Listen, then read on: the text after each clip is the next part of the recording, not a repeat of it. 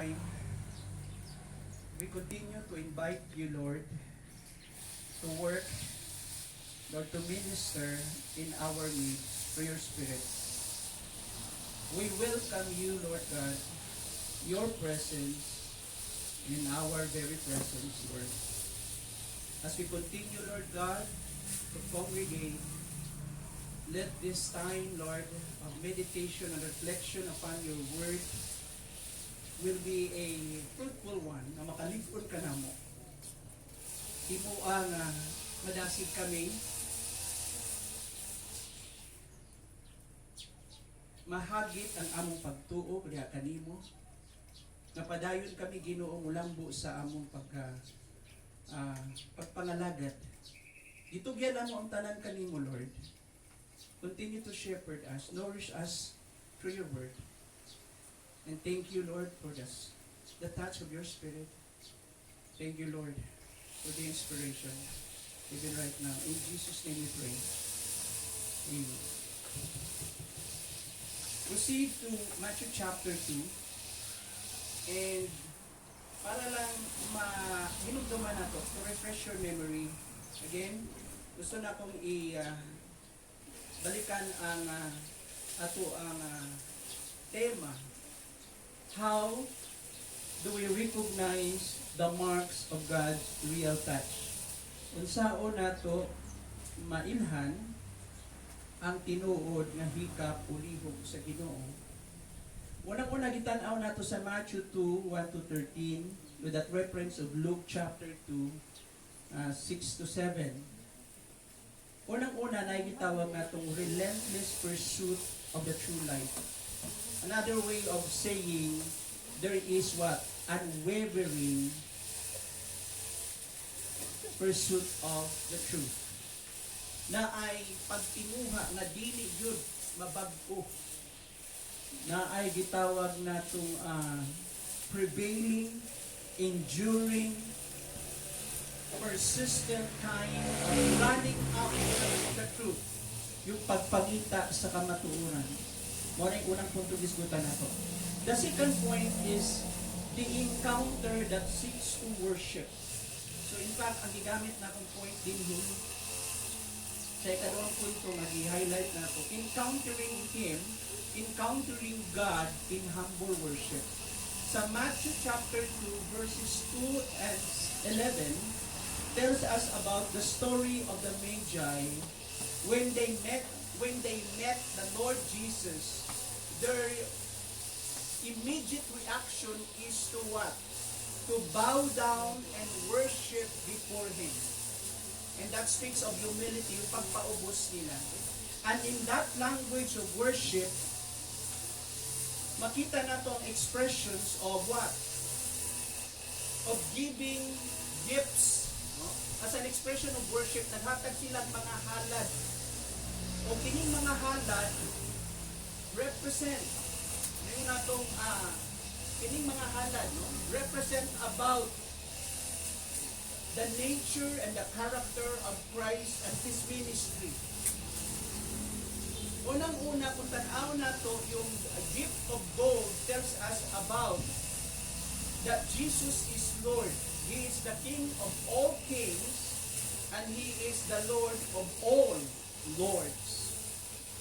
So, ang definitive statement ng gift of gold, yung paghalad ng bulawan, ang definitive statement is Jesus is Lord. Not just Lord of His church, but Lord of the entire creation. That's the definitive statement. Siya ang Ginoo sa tanan.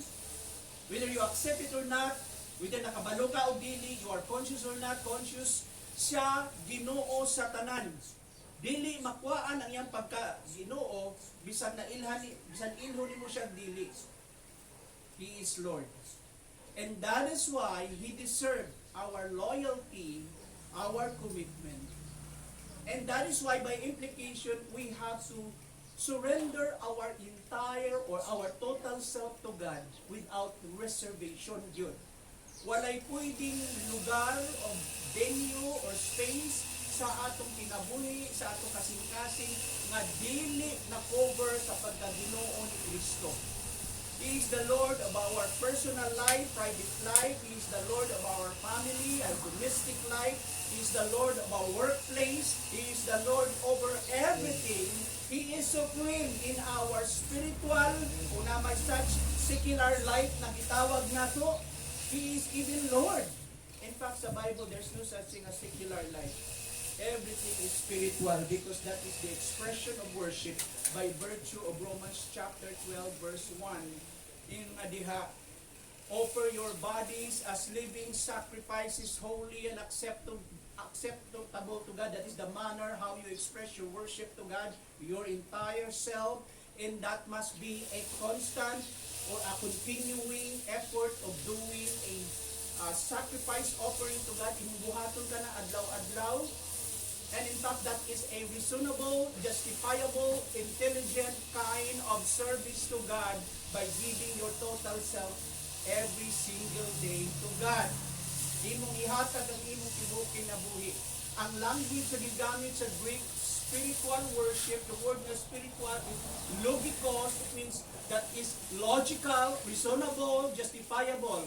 Usa ka makatarunganon nga klase na pagsimba. Kung ang pagsimba nga gigamit ito ay derived from the word in the Greek latria, it means natong service, worship in a form of duty or service.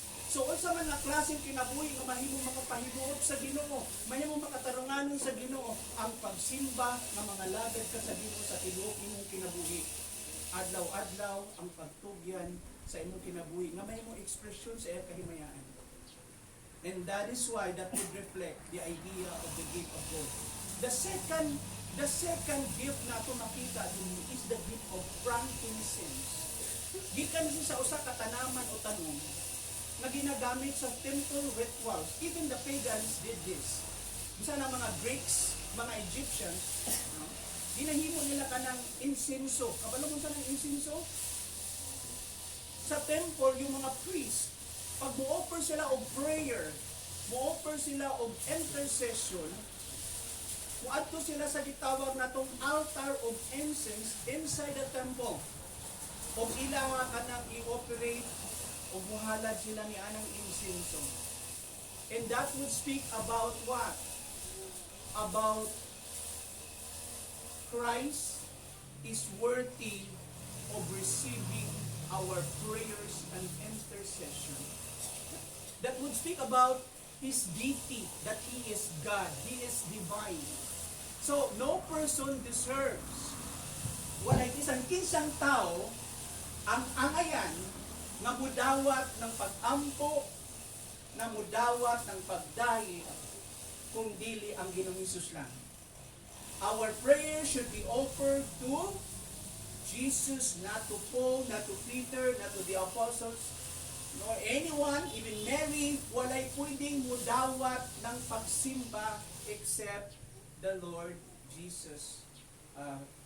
Itawag nato Himself. Siya lang yun ang mudawat ng pagsimba. Kaya nga, ang sacrifice tells us about also the work of Christ and His ministry. For instance, mga igsuon, atong tan-awon karon kini, o ato ning i-elaborate gamay ang frankincense as one of the expression of our humble worship na pareha sa gibuhat ng mga magi o wise men. Okay. Now, din yung mga igsoon ng frankincense, balikon ko, recognizing divine worship, that Jesus indeed is divine. Diyos good siya. Frankincense was a sacred aromatic resin used in temple worship, lifted heavenward as a sweet incense. In Exodus 30:34-38, di na ko basahon ang maong passage, tagaan na kitang reference para natay idea. Its use in Jewish worship symbolized prayer and communion with God, a prayer and fellowship with God. So, ang frankincense, naghisgot kini of giving time to God. You know, the basis of a growing faith, of a growing trust, is measured on how much time that we spend with God in prayer. The determining factor is your time that you spend with the Lord. Yung oras nga imong gigangin para sa Ginoo, maoy basihanan mas masukod ang imong pagsalig sa Ginoo. Walay tao nga nagsalig sa Ginoo nga dili ka maong piko sa iyang tuhod at ubangan sa Dios adlaw-adlaw. And how much time that we give, that even doing yung regular nato nga mga routine o yung ato mga house responsibilities o mga trabaho nato sa balay, wherever we are, even doing the simple task o simpleng trabaho lang, is an expression of worship. But be able to pray, pwede ba tayo mag-ampo na bisan ng hugas ng plato? Of course. Because prayer is always an activity of the heart. If you seek me with all your heart, then you will find me. That's Jeremiah chapter 29 verse 13. The principle of sincerity of seeking God. Prayer is always the activity of the heart regardless of your what? And how sound or right your expression in words might be. Hindi yun ang basis of telling God with so many words, expressing so many expressions. Lord, you are holy, you are righteous, you deserve all our praises and adoration. No? But without the heart, all of these expression, they just, you are just expressing to the wind, wala siyang substance, it's nothing, wala siya. So, importante na siya. And kung atong tanawon mga igsoon, balikan ko, why Jesus deserve our worship? Because He is God. And aside that He is God, He became human. Alam niyo, maintindihan ng inyong lalim, kung maintindihan natin yung matubag na ito ang pangutana, lalo ka after resurrection, Jesus already done the job. That is one sacrifice, a perfect sacrifice once and for all. And that perfect sacrifice is accepted by God all throughout eternity.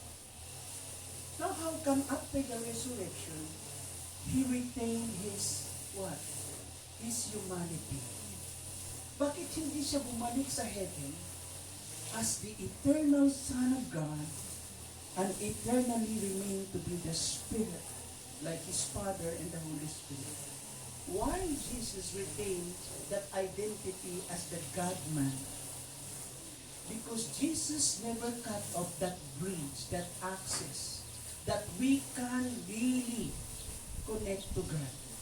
He remained to be the bridge builder, a connection, our access to the Father. He cannot offer a perfect sacrifice and can make an eternal intercession that He can pray in our behalf forever. Okay? When He stopped to become human. Dili siya manlimong intercessor o our great high priest forever kung si Kristo dili nagpabiling tao. Now let's dive deep about the idea of the great high priest. Ang lahat ng Old Testament practices, all Levitical sacrifices and offerings, even the identity of the priest, they are just that type foreshadowing Christ who made the perfect sacrifice. Type lang sila. They're just simply shadow, echoing that one day somebody from heaven who will make a perfect sacrifice. And Jesus did that at the cross. Once and for all, we are justified and forgiven. Nakasay na siya. Allow me to read Hebrews chapter 4, 14 to 16. Therefore, since we have a great high priest who has gone to the heavens, Jesus, the Son of God, let us hold firmly, strongly, steadfastly, atong kuptan nga lig-on ang pagtuo nga atong gikumpisan. Na atong giingon mga born again ta, we are followers of Jesus, disciple of Christ. Let us hold firmly to the faith that we possess, that we profess. For we do not have, and this is the very reason, kay wala kitay dakilang pari o a great high priest, for we do not have a great high priest who is unable to sympathize with our weaknesses. Kay wala kitay dakilang pari nga dili makahimo nga mubati kanato. Imo diha sa atong mga kaluyahon.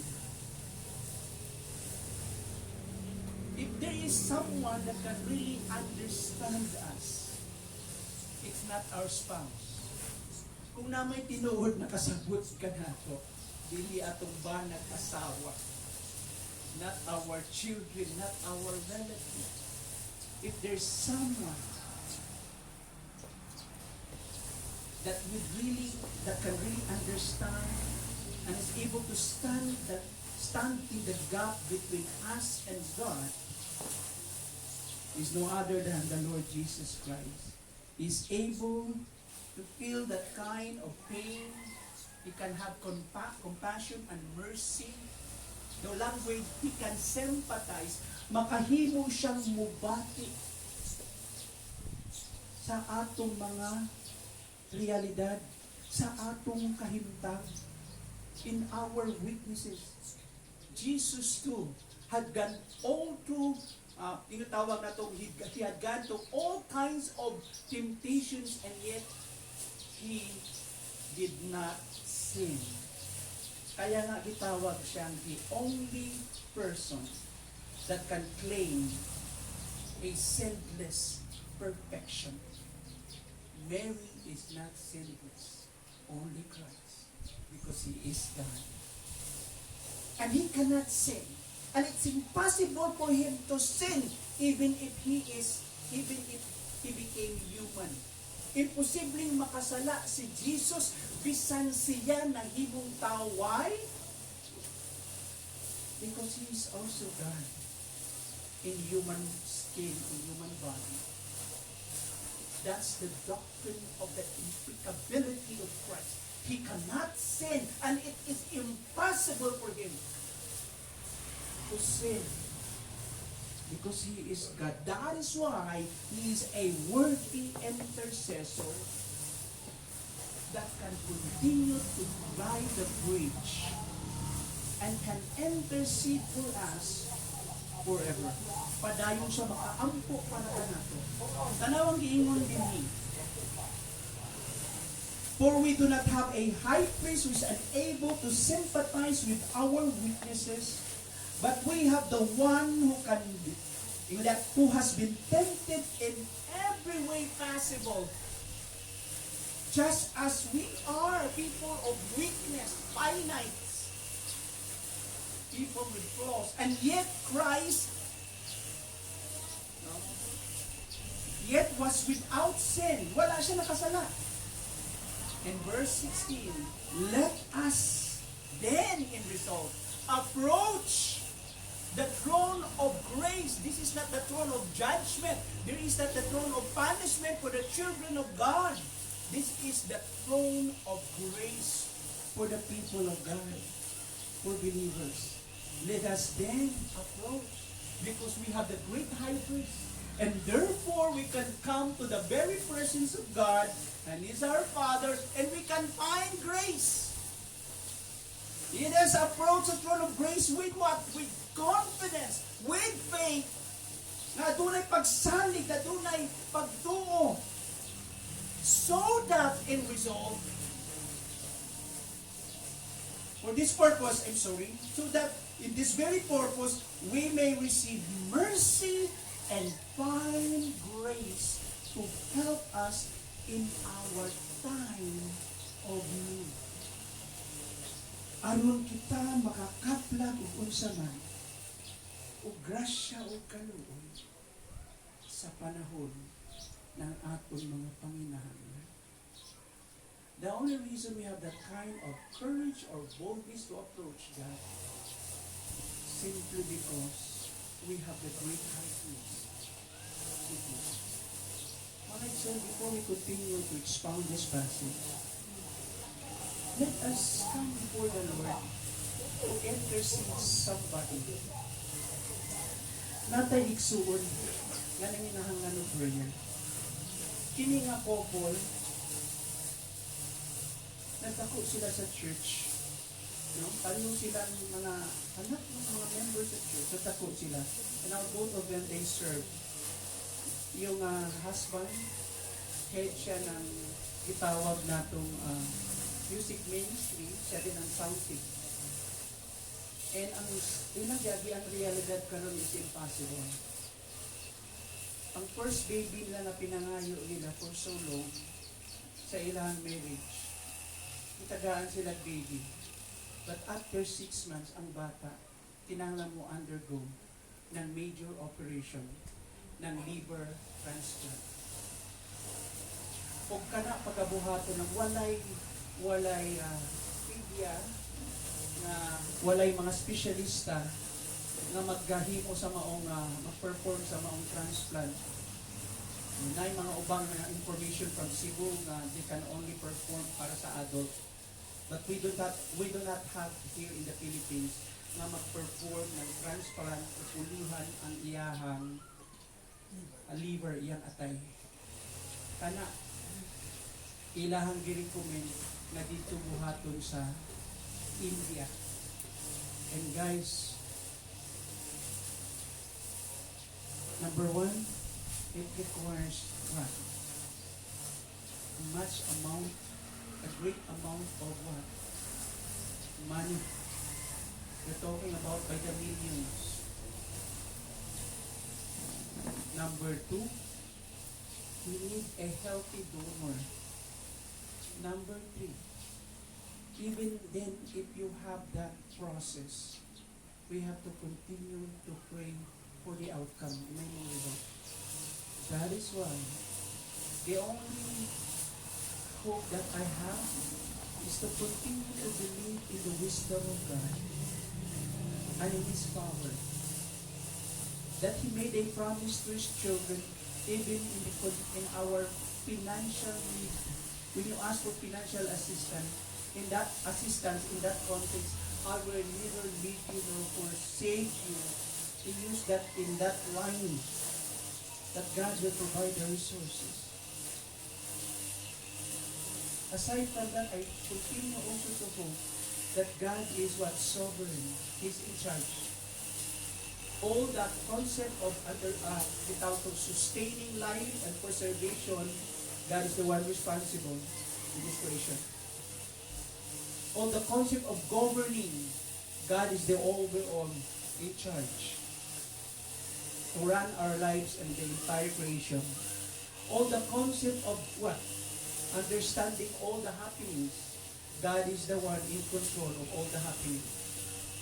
That concurrence, the thing that we call random, unprecedented events or happenings. God is in control. All the happenings. There's no such thing as accident. So I continue to believe that whatever might be the outcome, there's a greater wisdom. But let us pray, human as we are, to our great high priest, to continue to trust and believe that God will somehow intervene in the scene, usulod ang Ginoo sa eksena, and let His will be done. My prayer is, Lord, the child will survive, makasurvive siya. Help the parents, Lord. We're hoping for the best, na makasurvive ilang anak. Lamang na iksoon. Iwan ko nga, Hindi mo kaya mag-feel. But we have the great high priest that can sympathize in our weaknesses, in our pain. Makabati siya sa atong mga kasakitan, sa atong struggle. And He cried with us. In fact, sa case when the brother of Martha and Mary died, Lazarus died, the Bible tells us that is the shortest verse that we can find in the Bible. But the Lord allowed that to become part of that. Itawag na itong canon. Jesus wept. Jesus wept. That would speak volume of our great high priest. Try to imagine putting your place, yourself pala, putting yourself doon sa shoes ng couple. Long-awaited child. And yet now they are struggling for something that is uncertain and impossible for them and for all of us. Amen? But I continue to believe our great high priest. Let us continue to intercede. Let us all arise now. Let's pray. Before we continue to expound His truth, let us come before the Lord and believe that He is great high priest. Panginoon, sambahin po ang pangalan. Itaas po ang pangalan ng Panginoon. Kami po ay nagpakumbaba sa inyong harapan. Kinikilala po namin that we have no other claim, Lord. We have no other title, Lord. We are not entitled of everything, Father. But only through your Son, Jesus Christ, with all humility and one heart, we just come before you, nagpaubos kami dito. We intercede. We pray, Lord, in behalf of this couple, for Brother Rodel and Sister Madel, for their baby. We don't know what we should supposed to pray. Ginoon, di namin alam paano namin i-pray sila. But one thing, Lord, we are sure, we are certain that you can sympathize, that you can also feel our pain. And you are a great high priest that will continue, Lord God, to intercede and pray in behalf of your children. We just come before you. Minister this need, Lord. We ask for the impossible, O God. For you, nothing is impossible. This is just small thing to you. But we pray, Lord. We trust, Lord. Once again, Lord, we pray na magkaroon kami ng opportunity to see who God really is in His own moral perfection and attributes and qualities. Help us to see another demonstration of your power that there's indeed sovereign, gamanan ka, Ginoo. We just come for you. Pasaylo ami usay, Ginoo, mga overwhelming sa kahintan. Makarried ni Lord sa among usahay po ng mga realidad. That we are thankful that we have the throne of grace. That we can utter or express our needs, Lord, before you. At this moment, Lord, among submit sila sa iyo, Ginoo, Ginoo. You have many ways to intervene, Lord. Which other, Lord, kami nagpaubos lamang kanimo. But we pray for miracle. We pray for healing.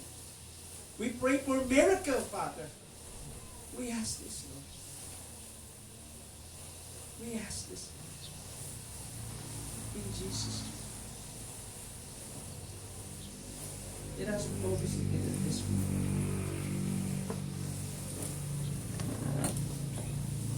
Turn your Bibles to Hebrews chapter 7, verse 25. Another reference na itong tanawin din to understand more about the work of a high priest, of our Lord Jesus. Atong tanawin. Hebrews chapter 7 verse 25. Ingon diri mga igsoon sa atong note.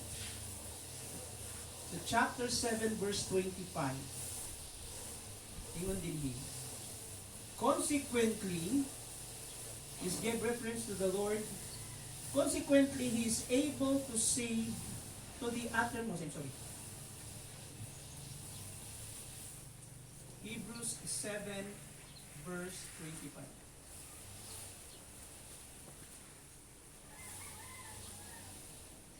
Okay. Watras lang ko gamay mga isa sa 23. Then let's proceed to verse 25. Verse 23.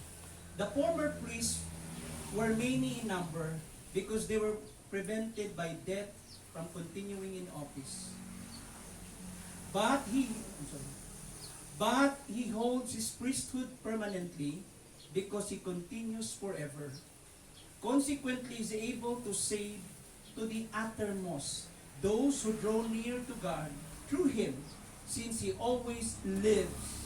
Christ always lives. Christ always lives to make intercession for them.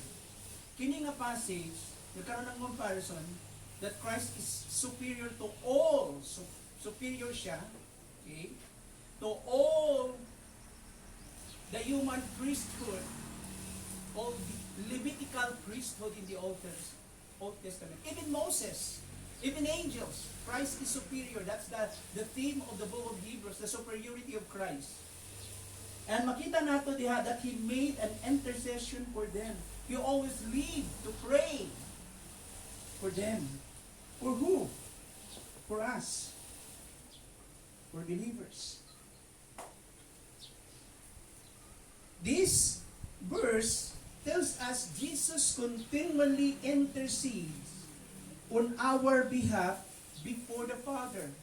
Si Kristo padayon nagaampo para kanato dito sa Amahan.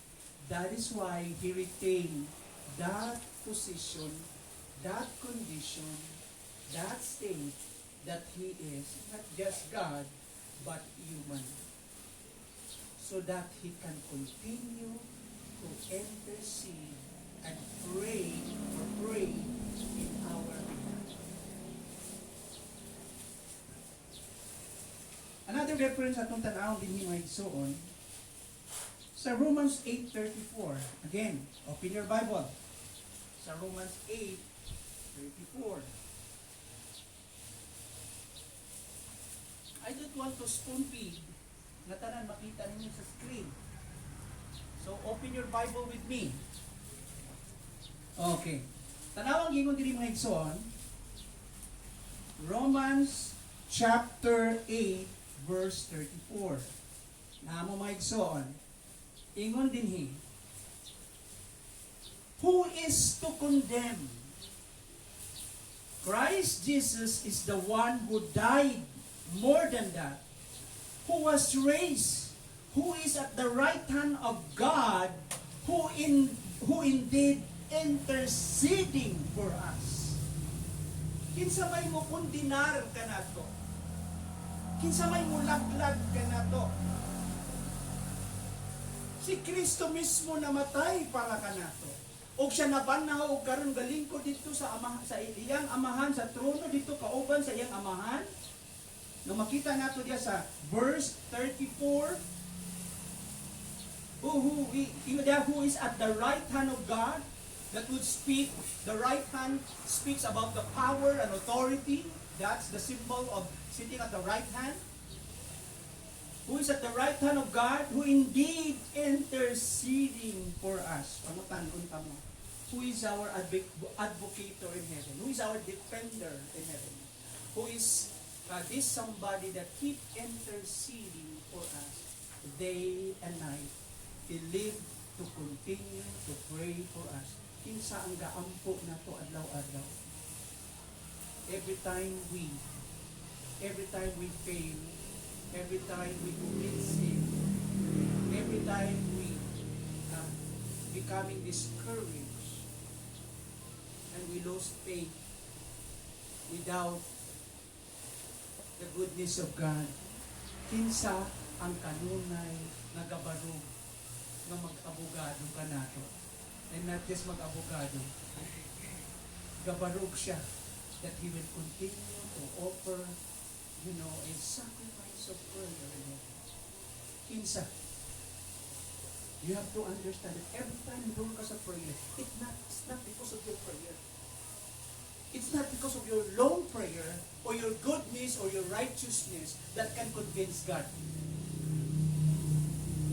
The only thing you have to do is that to understand that the basis of your trust is the time that you spend, much time that you spend with God in prayer.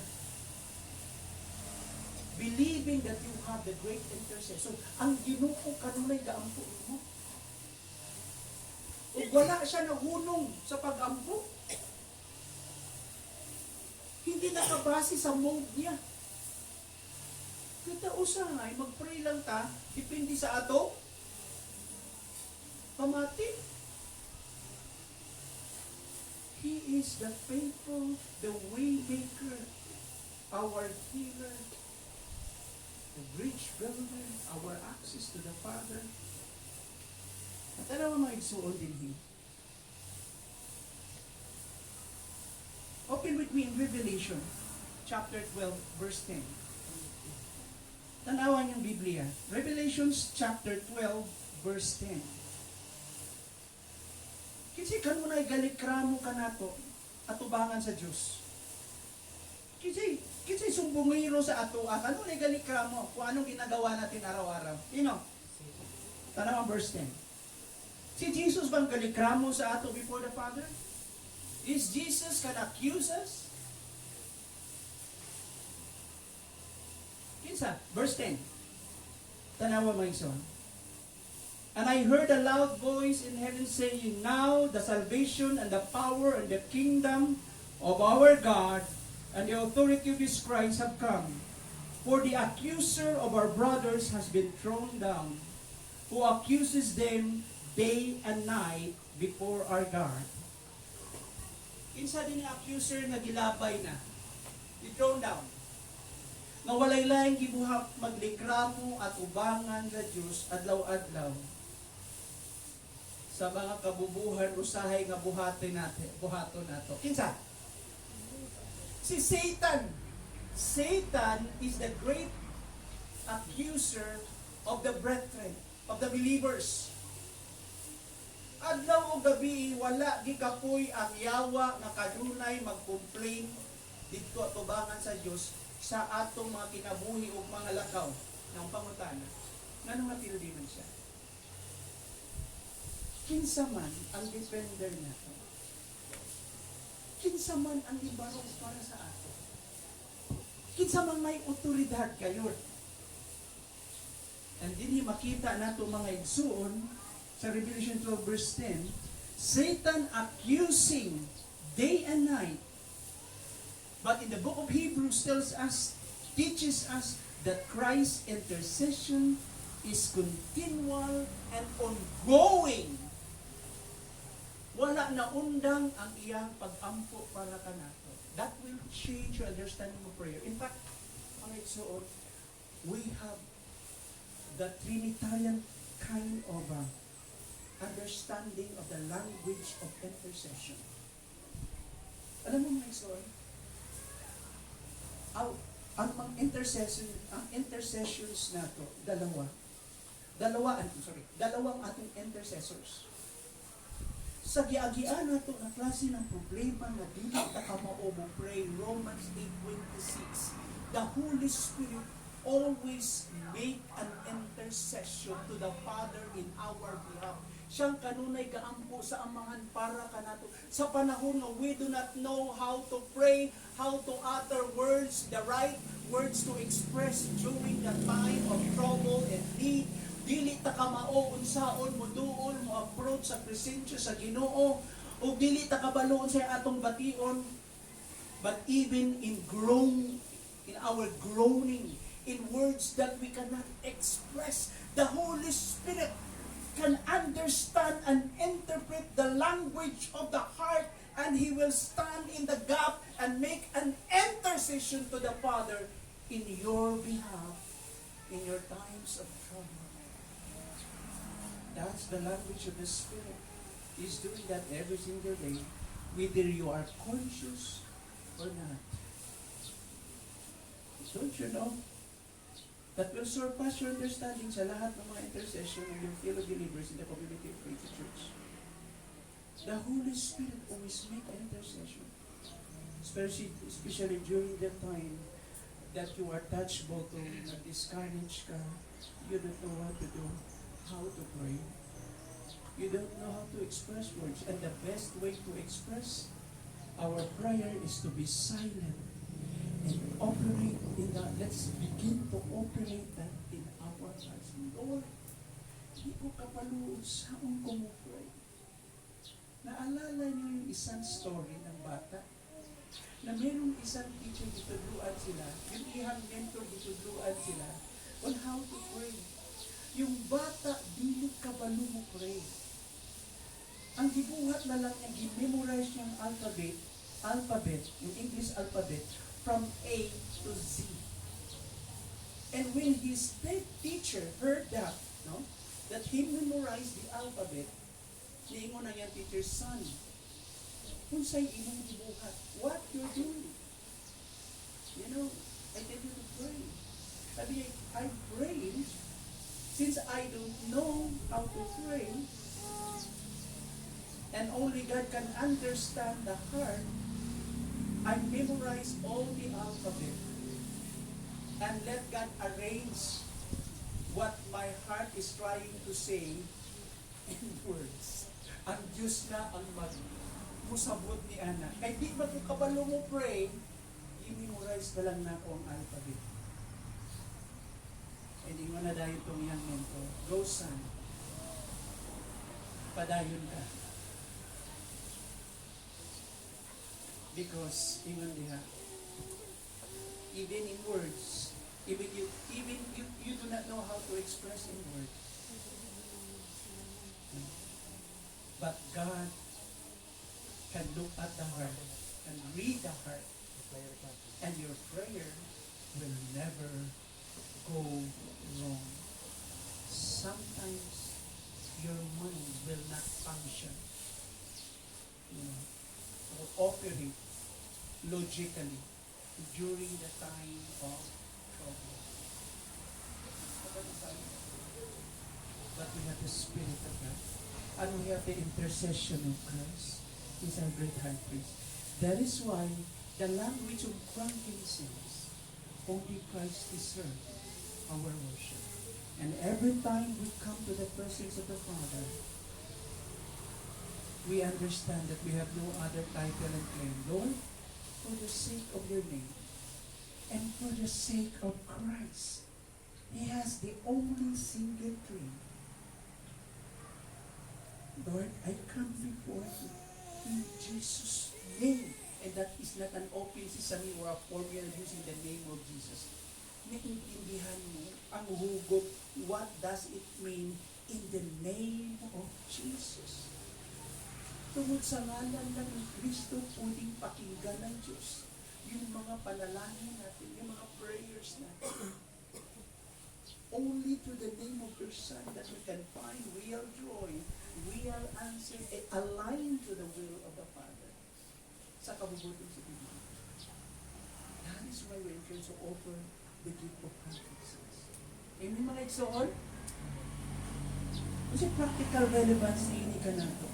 Frankincense in the Bible was a sacred aromatic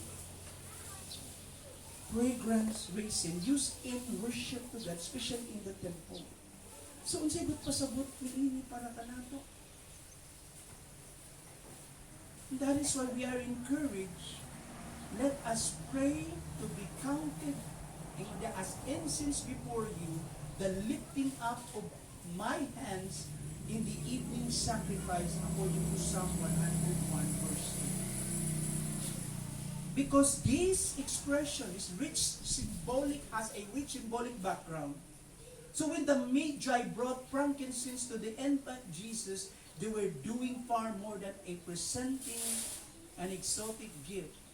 In offering frankincense, the Magi were acknowledging Jesus' divinity, that He is God, and His priestly heavenly identity, that He is our great high priest who will continue to make intercession forever for all of us. And this gift prophetically, ingon diha, they honored Him, they honored Christ, not merely as a future ruler or king, but as the one to whom humanity would brought into right relationship with God. Wow.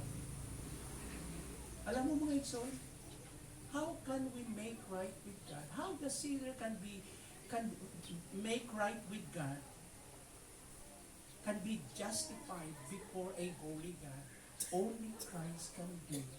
And He did that at the cross. That is why kita tanan nahimong napasaylos din. The gift prophetically pointed to Jesus' role as the ultimate high priest, the mediator, the bridge between a holy God and the imperfect humanity. Yun ang language ng Hebrew 4:14-16. So in our spiritual lives, offering frankincense means lifting up to Jesus our prayers, our praise, and our heartfelt worship or serious worship. Recognizing Him as Lord and High Priest, the one who intercedes for us before the throne of God. And Scripture teaches that we can approach God with confidence. And indeed, because Christ finished work at the Calvary as our great High Priest. So, when we offer our frankincense today, kung muhalat tag atong insenso karong panahona, we are not offering incense in the literal sense. Dili gitudloan ta nga mangita tag insenso nga atong himuon siya nga ritual to prayer. But our offering, our prayers and intercession lifted up in faith. Mangutana ko, could you please raise your right hands if you spend time with God in prayer every day, offering prayer in the name of Jesus? Raise up your right hand. That is the way how we're going to offer the gifts of frankincense as an expression. Number 2, our worship and praise given with reverence and awe. It would, with reverence, with respect and fear to God. Kaya gitawag reverential fear. Usa ka pagtakod na kauban ang kahadlok sa Diyos. Our devotion and surrender to Jesus' Lordship, that's the idea of the frankincense. Acknowledging that He alone stands between God and human or mankind. Between God and man. Between God and mankind. Si Jesus lang ang pwedeng mo baro. Nakaintindi tayo. Every time we pray, we should understand that only Jesus alone can stand in the gap between that God and men. We worship Jesus not only for our not only as our King or ruler on the throne, that He is Lord indeed, but also our intercessor, the faithful bridge between us and the living God. Our prayers, devotion, and spiritual surrender reflect this profound truth that Christ receives our worship and presents it before the Father just as the incense once rose before the presence of God. Kinsay gadala sa imong prayer at ubangan sa Diyos sa Amahan? Kinsa?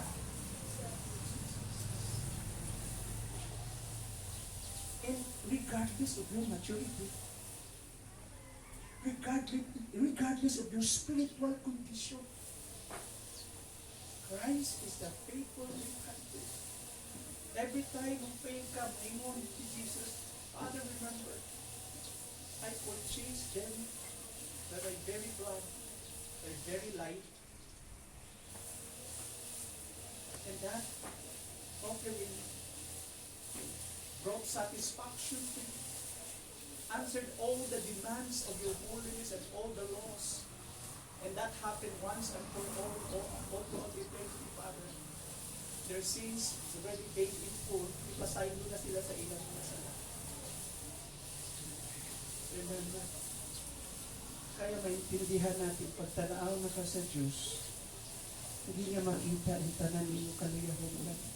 O dili na mamagipay nga naman, matabunan na sa kinabuhi sa kakisyo ni Kristo.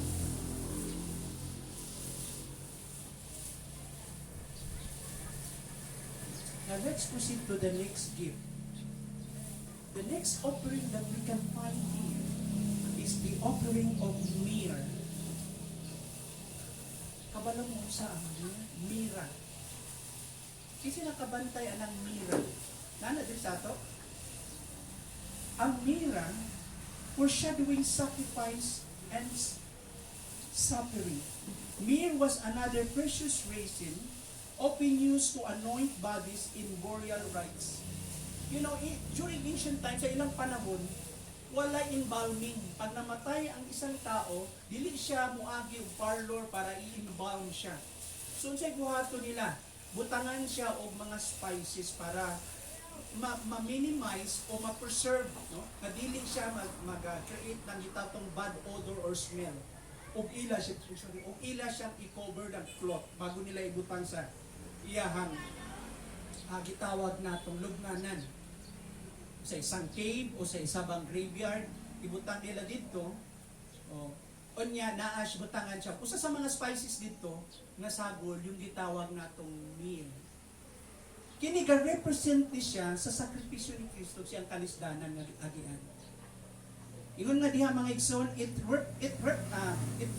presents here foreshadows the suffering, death, and ultimate sacrifice. Ipakita diri yung kalisdanan o kamatayon ni Kristo. Ang iyang kahigpitan sa iyang sakripisyo. That Jesus would endure all the humanity. And in this gift, Magi unknowingly, wala sila kabalo, honored not only His birth, but as well the very purpose of His life. Dili na nila gidayeg siya isip sa iyahang pagkatao that He is a ruler and king. Wala sila nasayod knowingly na sa ilang mga gihalad, nagasimbolo sab ka na sa katuyuan ng pagpakatao ni Kristo. Pamutan-mutan. What is the very purpose of Jesus' incarnation? Why God became a man? What is the very purpose? Ang pinaka-main purpose, so that He can offer His life for us. That He can die for us. Mauna siya. The very purpose is to die, to offer His life, His blood, so that we can be forgiven and saved. Mao ka na mga igsuon. Ang pinaka-purpose. So di nga mga Magi, wala sila kabalo, and yet, this is really a vivid or a clear example or expression of the purpose of Christ, why Jesus came to us and became human. Ano nagpakatao siya? Amen, mga igsoon. Now, myrrh was a costly spice, mahalahalon kini nga spice, used for perfume and significantly in burial preparation. Sa John 19:39 to 40, makita nato unsay gibuhat ng mga disciples ni Jesus when He died at the cross. So they removed the body of Christ at the cross. Unsay lang gibuhat? Verse 39, John 19. He was accompanied by Nicodemus, the man who earlier had visited Jesus at night. Nicodemus brought a mixture of myrrh and aloes, about 75 pounds. Verse 40, taking Jesus' body, two of them wrap it, ilang iputos, with the spices, kauban ng mga spices, in strip of linen. And this was in accordance with the Jewish burial customs. So makita nato nga gigamitan nila si Jesus og myrrh nung namatay namatay si Jesus. So, myrrh foreshadows Jesus' humanity, His suffering and sacrificial death on the cross. While gold speaks of kingship, an incense of divinity that Jesus is God, myrrh solemnly point to the cross where Jesus would bear the sins of the world. Now listen to this. Yung central teaching ng Christianity is this: the cross of Christ. You remove the language of the cross, you remove Christianity.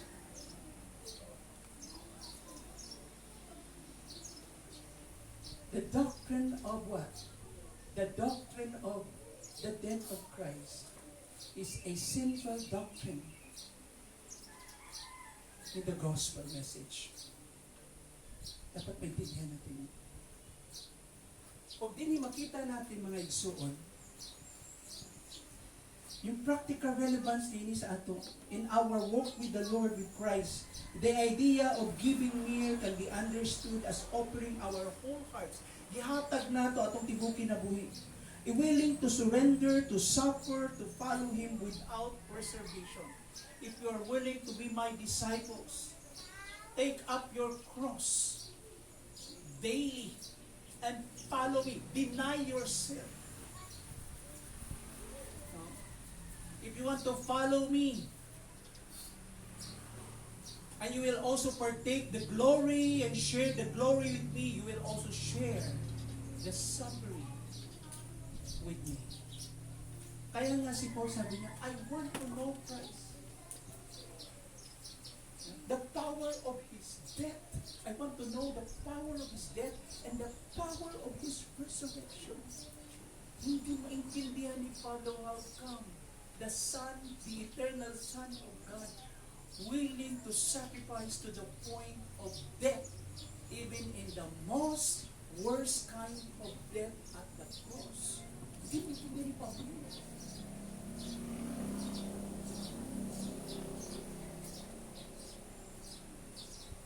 You know, mga igsoon, mao ka na ang ibig sabihin ng myrrh sa ato. True discipleship calls us to embrace not only the glory, not only the comfort, the glory, and the beauty of Christ, but also the suffering and the self-denial that comes with following Him. Jesus showed us this way. Jesus surrendered His life willingly.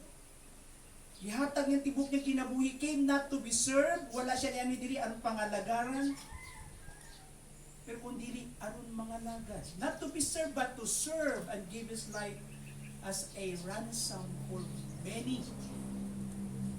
Another expression ng death ni Christ, you know, the meaning of His death is a form of a ransom. Isa na ransom sa Bisaya? Sa isip bayad ng pagtubos kanato. Kay ang matag usa kanato nakautang dili sa yawa. After the fall of man, after Adam, all his children, tanan niyang kaliwatan, kitang tanan. We are held bondage. We are captive. And ingon diha, mga igsoon, nakautang kita. Pero sa tinuod lang, asa ta tinuod na kautang? We are bondage. May mo na itong captive by sin. O walay pwede mo bayad, good anak. Yung ransom nagipangayo sa Ginoo is 100% good. A perfect sacrifice. Walay perfect sacrifice. Kitang tanan, dili deserving mo sacrifice sa Ginoo. Kaya nga, ang life ni Christ is a way of what? Payment of a ransom. Gitubos kita, yun ang language of Bisaya.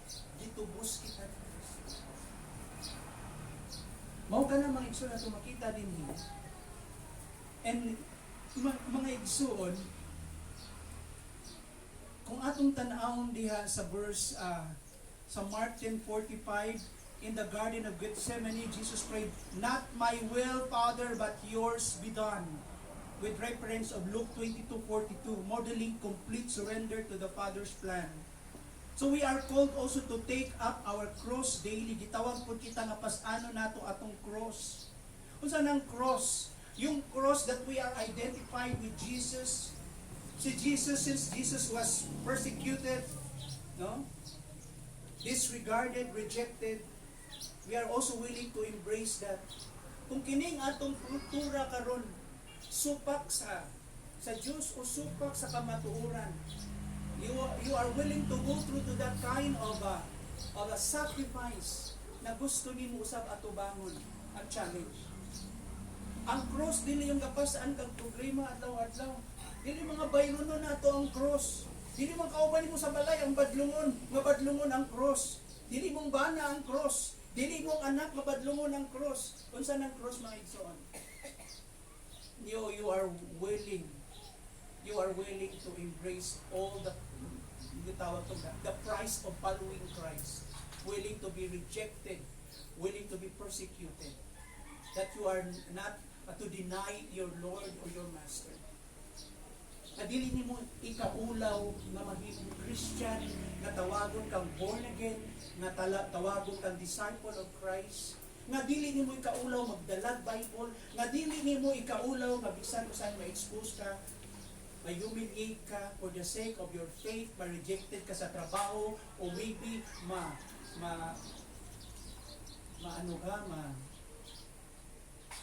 hindi mo na tumatangtang ka sa trabaho.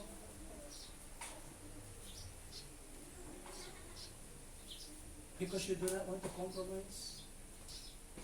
You want to please your Lord. You're willing to pay the price to the point na usahay matangtang ka sa iyong trabaho. Maintindihan natin mga igsoon, yun ang ibig sabihin ng meaning. In practical terms, giving mere in our Christian life means offering a willing heart, not clinging to our own agendas, to our own mga gitawag natong plans sa atong plano, but desiring God's will above all. Willing ka mosunod sa Ginoo. Kung nagkaroon man ng conflict o magtag-ubuar ang imuhang pangandoy o ang kabubuton sa Ginoo, you are willing to let go with your pangandoy and you submit to God's authority over your life. Because God has always the best in mind for you. Kung naghuna-huna ka, kung sa'yo makaayon mo, di mo malagwan ng Ginoo.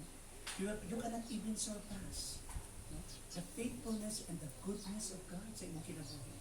Dili mo ang Ginoo good na malagwan. Buutan gud ang Ginoo.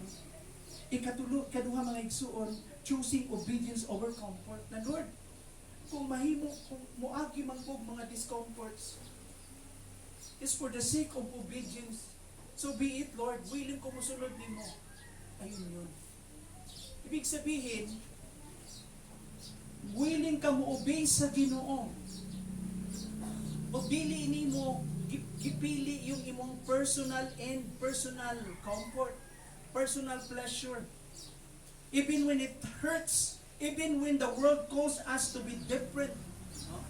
In a different way, agun kas gid sa kalibutan nga lahi ka, you are willing to obey. That is John 14 verse 15. That is Matthew 16 verse 24 to 26. Choosing obedience over comfort. Mas musunod ka sa Diyos kaysa imuhang personal comfort. Ikatulo, loving others with Christ's love. So kung muingon ta giving mere, you are able to love even your enemies. Jesus, love your neighbors, and itawag natong, it implies including your enemies. Insa dili nahigugma sa iyang friends, taasan ka mo, mga friends, dali na kayo sila i-accept. Kay friends man, di ba? People close to you. People that somehow became a blessing to you. It's easy to embrace and accept them. Kinsay lisod mahalin? Kaaway. Alam mo, tatlong klase ko ng tao lisod. i-embrace. Lisod daw aton. Okay. The unlovely, the unlovable, and your enemies. Amen?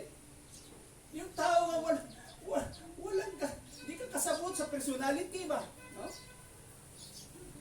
Kitang tanan naman tayong mga preferences, di ba? Naman tayong mga choices.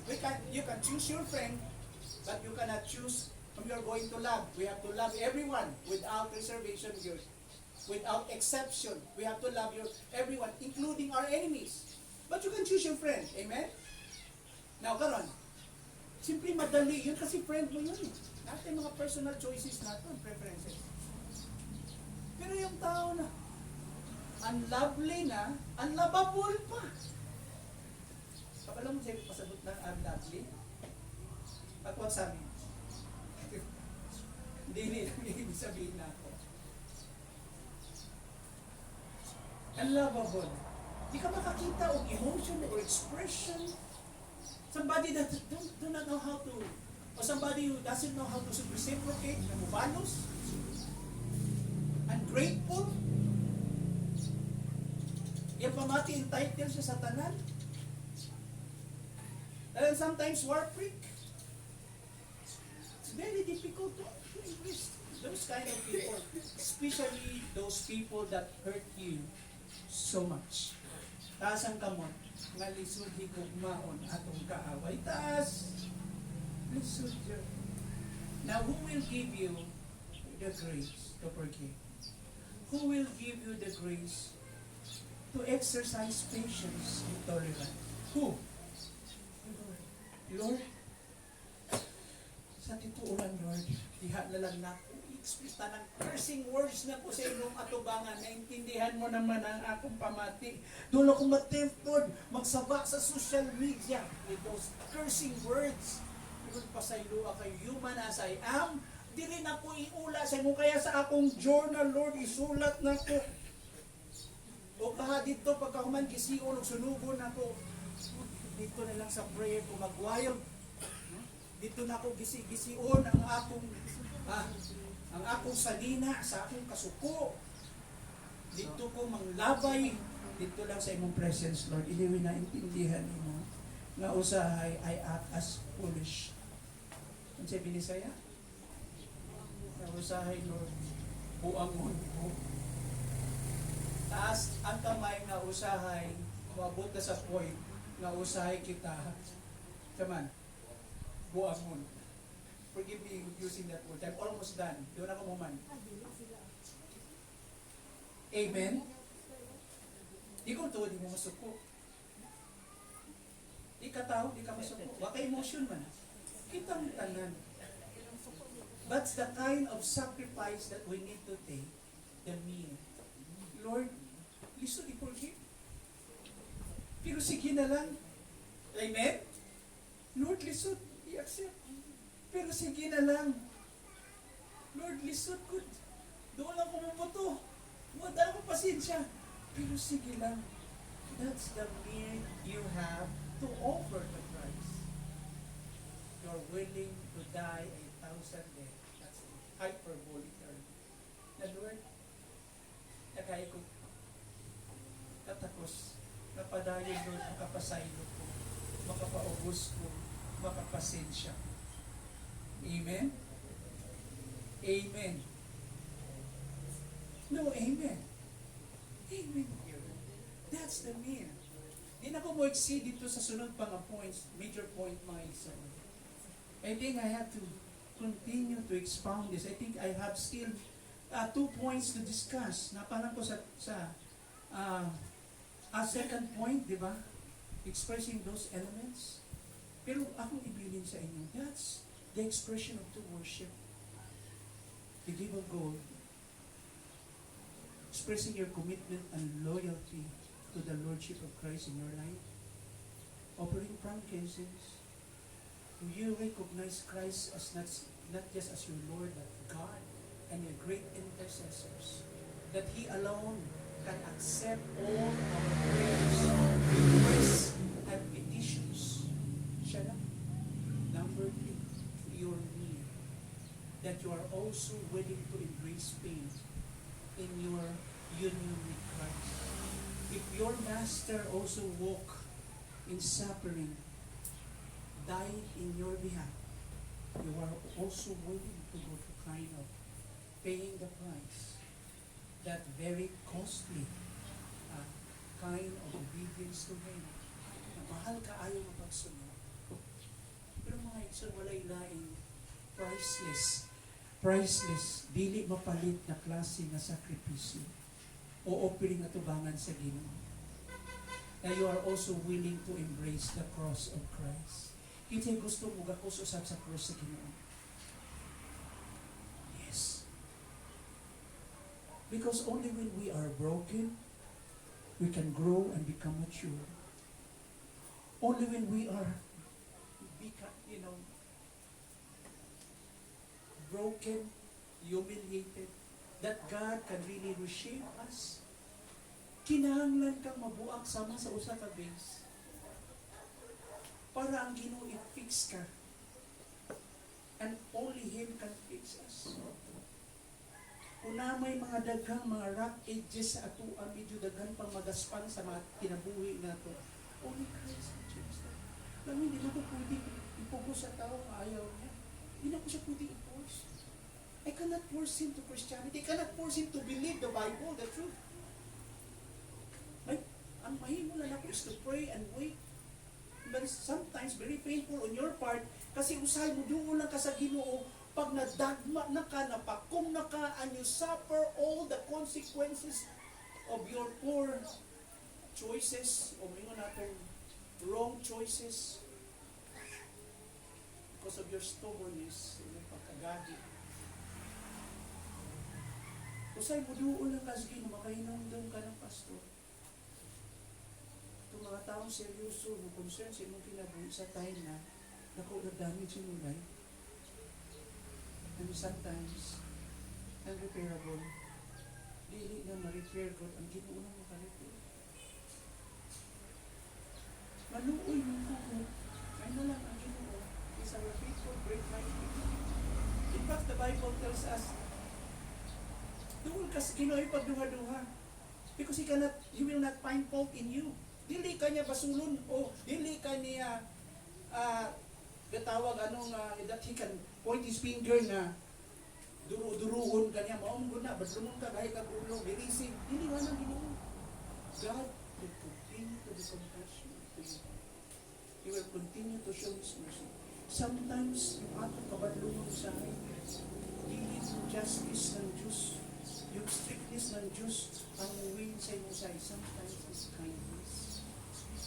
That you are so overwhelmed with His kindness that you cannot bear anymore that kind of kindness of God that somehow leads you to repentance. And if you had gone through a broken world in your private life, you can understand what I'm saying. Oh my God, Lord, with your kindness that leads me to repentance. Hindi yung kanunay na pagbatlong, yung pagpahinundo, mga stern warning, but it's your kindness. It was a song. It's your kindness that leads me to repentance, O Lord. Knowing that, kasi nakabalaw na song. Balikon ko. Sometimes God will win you back using His kindness. Hanggang mabot sa point, maulam na lang. Ngayon ka doon. Ba't naman kayo ko? Hindi na ko ma-change ang kagalingan. I'm so stubborn. Daghan akong nadungog sa imong word. Daghan ang gospel. They cannot change myself, Lord. But only through your kindness, please change me. Let us pray. Ginoo Diyos, salamat, Lord, na wala pa ka nahuman sa kanamo, Ginoo. Magpadayon mo katuyuan sa among kinabuhi. And we're thankful for everything, Lord. Sa adlaw-adlaw nimo mapagluwas ka na, mapag-amping. Sa paghatag nimo global sa among kinabuhi. Sa pagpadagaya nimo sa imong grasya. We have so much to thank, Lord God, to express before you such kindness, Lord. Now we are no longer under condemnation. You will not punish us in hell. Tungod kay kami imo ng mga anak. We are thankful, Lord, for such assurance that you will not condemn us, that your love will continue, Lord God, to keep us, and no powers or authorities in heaven or even here in this life that can really separate us from your love. How wide, how deep, how high is your love, we cannot really grasp, Lord. Di na mo papas. That unfailing love, that unconditional love, and you are our great high priest, na makaduol kami kanino, ay nung dumi kami, Ginoo Lord, na namatay ka sa amo.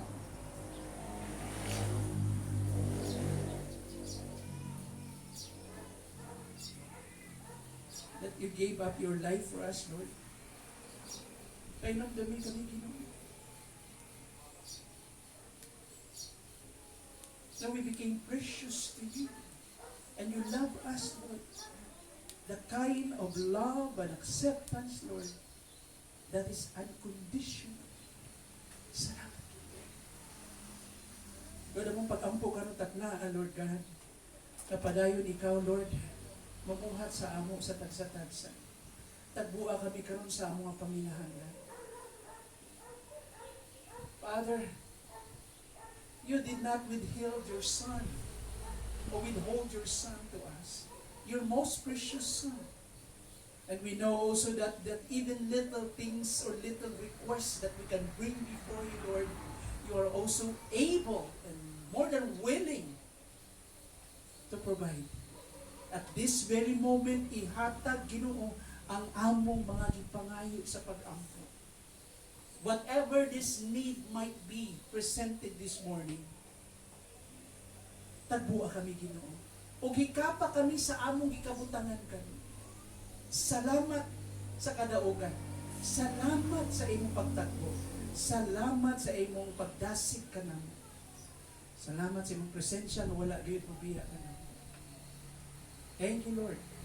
And once again, Lord, we embrace your faithfulness. And this is our prayer in Jesus' name. Amen. Manindog kita mga isa. The Lord bless you and keep you. The Lord will cause His face to shine upon you and be gracious unto you. The Lord will lift up the light of His countenance and He will give you peace today and forevermore. In the name of the Father, the Son, and the Holy Spirit, and everyone will say, Amen. God bless you all.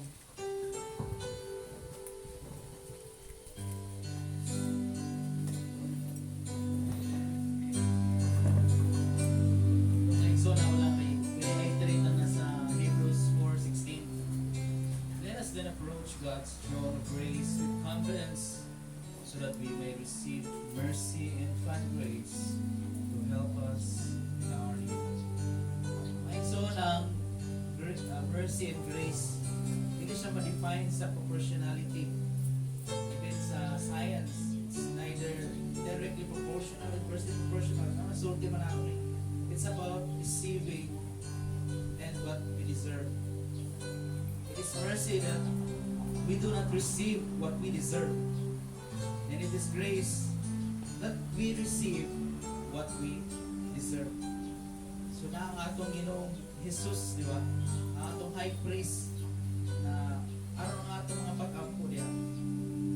Mahimo siyang aromatic diya sa pagpaabot diya sa atong Diyos. Mahimo ngayon siya. So sa may nagbuha nato, what's stopping us na hataw panahon diya sa pag-ampo? Ikaw na kita ra mo ang Diyos sa private time. Hindi sa taas na oras, hindi sa taas panahon. Hindi sa kailangan inaabot sa taas o pagmubo. Pero it should be sincere and with a worshiping heart, with a humble heart. So let us continue to worship our Lord.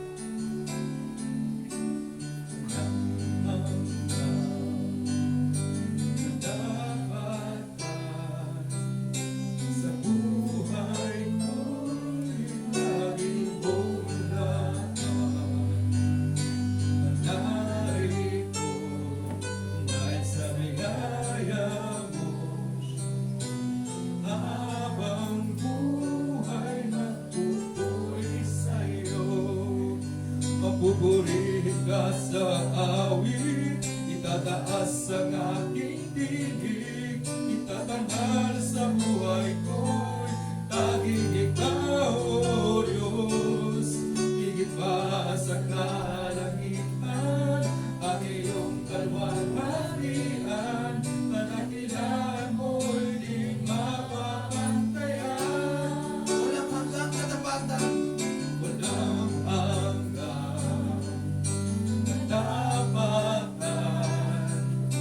sa buhay mo'y lagi mong laan. Narito dahil sa biyaya mo, habang buhay magpupuri sa'yo. Mapupuri ka sa awit, itataas ang aking tinig, itatanghal sa buhay ko'y tanging ikaw, O Diyos. Higit pa sa kalangitan, ang iyong kalwalhatian, kadakilaan mo di mapapantayan. Sa iyo ang kapurihan. Jesus, sa'yo ang kapurihan, kalwalhatian ngayon at magpakailanman. Jesus, sa'yo ang karangalan, kapangyarihan ngayon at magpakailanman. Pupuri ka sa awit, mapupuri ka sa awit, itataas ang aking tinig, itatanghal sa buhay ko'y tanging ikaw, O Diyos. Higit pa sa kalangitan, ang iyong kalwalhatian, kadakilaan mo'y di mapapantayan. O Jesus. Amen. Sa mag-exalt sa walang pitang karayon na ang ato naman tapos sa kanan ko. Was I to see such happy faces, praising God and heavenly places, I would feel that I feel when I get together with God. Wonderful people. Ay, so, nalangoy kamay i-announce. Ang ato mga igsoon sa ubay umol karon gahimo sila effort dito on how saon sila mo help atong igsoon katong akong ingon ganina nga na ay sakit pa o nanginahanglan of transplant. Now, if you feel you are led by the Lord, even in small amount na inyong nabati, and that would be categorized as your grace giving and love offering. A small amount, depende lang yan. Hindi yung amount ang issue niya. It's the privilege, okay, also to itawag na to share that blessing. Giving is a privilege. So if you feel, so this is a voluntary, depende lang din sa imo. So, ang mahitabo ka na, no matter what the amount, okay, ang prayer na to, ang bata pa dahil pag-survive dito sa Cebu, whatever the amount na ito makuha, hinay-hinay, then we can channel it to them.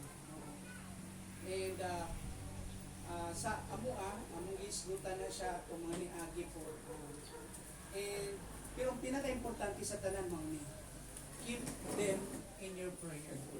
Muli ninyo na mo time to pray, Lord, among mag-iisa sa inyo.